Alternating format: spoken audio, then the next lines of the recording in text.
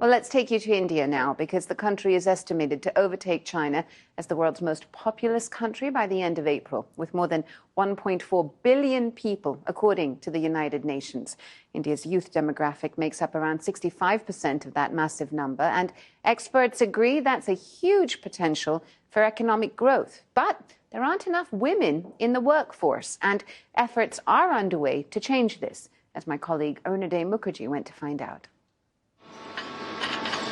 A few years ago, this would have been a rare sight in what once was a male-dominated manufacturing industry. Gabriel, an auto parts company, employs over 20% of women, and Roshni is one of them. It's been 6 years since she travelled over 1,700 kilometers from her hometown to work in this factory in the small town of Hosur. I wanted to try something new, something challenging. If I had remained there, I would not have achieved all this. I probably would not have been able to work at all. It's a welcome change, especially because women account for less than 20% of India's manufacturing sector.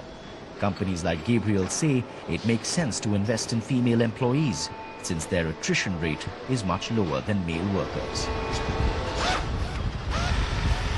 India is slowly seeing companies push for more gender diversity in the workforce. While they're trying to get more women in, the challenge still remains in ensuring that they stay on for the long term rather than drop out mid-career. Lavanya works in HR and is on her daily rounds at the TVS factory, one of India's leading motorcycle makers.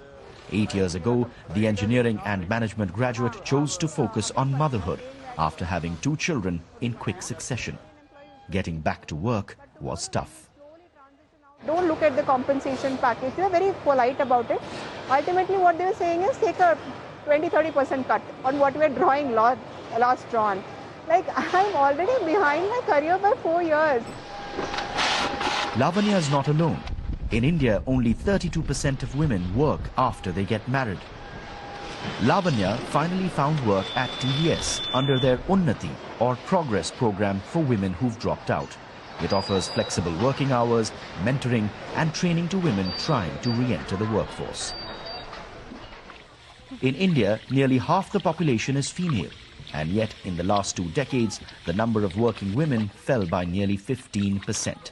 A majority of Indian women work in the agriculture sector. I think that creating non-farm opportunities in the rural areas where women don't have to only look for agricultural work, but they can look at manufacturing or secondary sector work would be the way to go if you wanted to reap the productive potential of women. While there is change, India still has a long way to go if it wants to turn its rising population to be a boon and not a burden. In Hosur, Tamil Nadu, Arunodaya Mukherjee, BBC News.